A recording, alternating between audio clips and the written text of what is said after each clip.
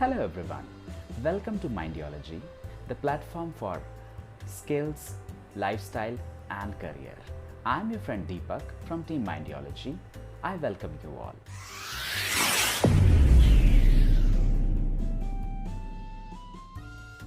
So let's start the video. So today's video is about time, which is a very essential and important thing in our life.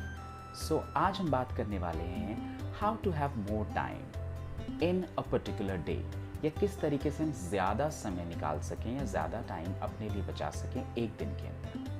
So let's talk about it.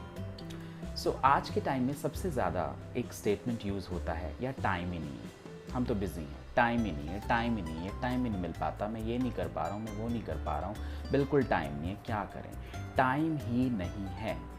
This is a very standard and a generic statement which you hear from at least 80 to 90% of the people जो आपके मित्र हैं या रिश्तेदार हैं या जो आपके जान पहचान में, office colleague, anybody, because they say time ही नहीं है.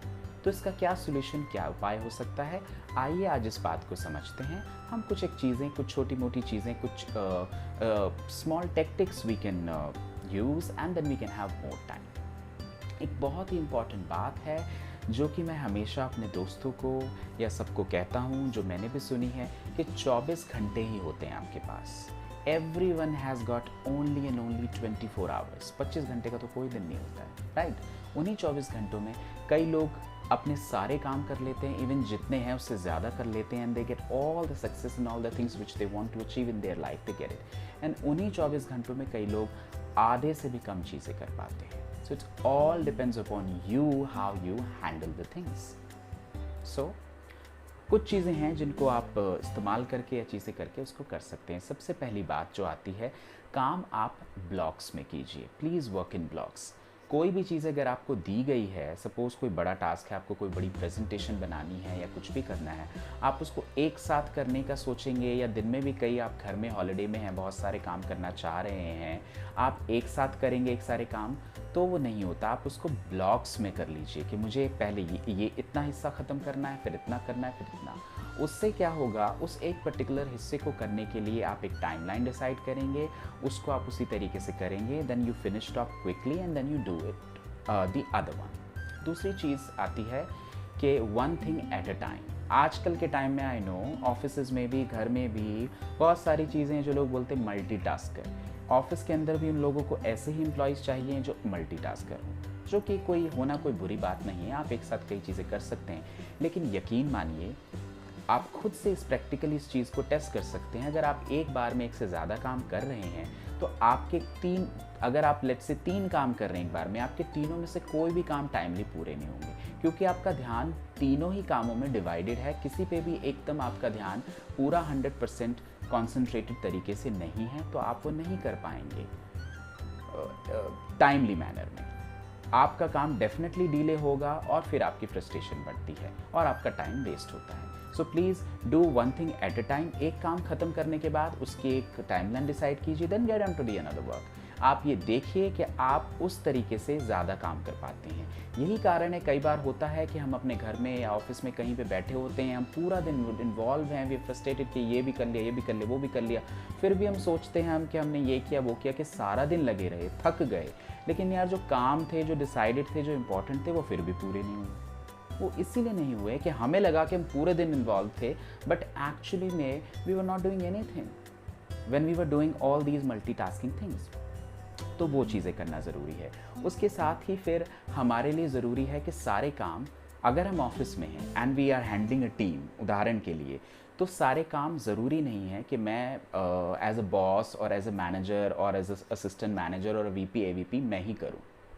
आप अपने काम को डेलीगेट कीजिए. घर में भी अगर आप हैं, चीज़ें कर रहे हैं, आप अपने बच्चों को अपने घर में डेलीगेट कर सकते हैं कि आप ये काम कीजिए, आप ये काम कीजिए. तो कहने का मतलब है कि सारी चीज़ें आप अपने आप से करने की कोशिश मत कीजिए. उसमें कई बार ये होता है कि करते आप कोशिश हैं और आपका सारा समय उसी में ही चला जाता है. फिर आती है बात परफेक्शनिस्ट की.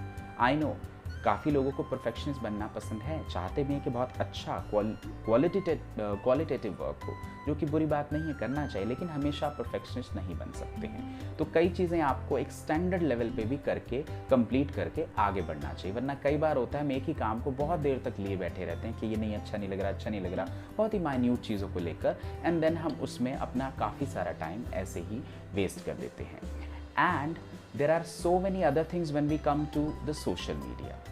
ये बहुत ही एक सिंपल सी चीज़ है जो मुझे आपको समझाने की भी ज़रूरत नहीं है, यू नो इट। एक बार हम फेसबुक ऑन कर लें, इंस्टाग्राम ऑन कर लें, हमारा आधे से ज़्यादा टाइम उसी में चला जाता है। एक फ़ोटो अच्छी लगी, दूसरी फ़ोटो अच्छी लगी, तीसरा पोस्ट अच्छा लगा, फटाफट हम उसी में टाइम वेस्ट कर सकते हैं। तो अपने सोशल मीडिया को भी, चीज़ों को भी आप लिमिटेड कीजिए, और जो अननेसेसरी के अनवांटेड ईमेल्स, ऐप्स, मैसेजेस हैं, उनको प्लीज़ अपने लाइफ से हटाइए, क्योंकि हमारा आधा समय हम रियलाइज़ नहीं करते हैं। हमारा आधा समय अगर हम कैलकुलेट करेंगे बहुत माइन्यूट लेवल पे, एक दिन इसको एक प्रोजेक्ट बना के अगर देखें, तो हमारा आधे से ज़्यादा समय उसी में जाता है। देन वी थिंक कि अरे यार काम ही कर रहे थे फिर भी नहीं हुआ। और अनदर इम्पॉर्टेंट थिंग जो मैंने अपने एक दूसरे वीडियो डिसिप्लिन के बारे में जो बनाया था उसमें भी मेंशन की थी, अगर आप स्केड्यूल बना के अपना काम करेंगे, पूरे दिन का एक डायरी बना के, तब आपकी सारी चीज़ें टाइमली हो सकती हैं, and you can get more time for yourself.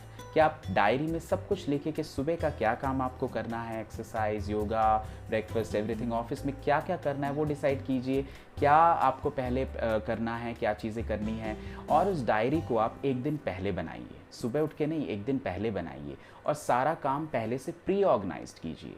एक दिन पहले, 2 दिन पहले, अगर कोई बहुत बड़ा काम जैसे कोई घर शिफ्ट करना है या कोई और चीज़ें करनी है, उसको एटलीस्ट 1 वीक पहले ऑर्गेनाइज कीजिए। तो you need to be well organised, well defined, and एक स्केड्यूल बना के, डायरी बना के अगर आप काम करेंगे, तो आप खुद देखिए, आपके पास ये रहेगा कि आपने हर पर्टिकुलर काम को करने के लिए एक स्पेसिफिक टाइमलाइन डिसाइड किया होगा, जिससे आपका बहुत सारा समय बच सकता है, और उन्हीं 24 घंटों में से आप अपने लिए भी टाइम निकाल सकेंगे। तो वही 24 घंटों में आप वो चीज़ें भी कर पाएंगे जो हमेशा से करना चाहते थे, which you like, which you wanted to do, which are good for your pleasure, for your rejuvenation and for your success also. So that's it guys.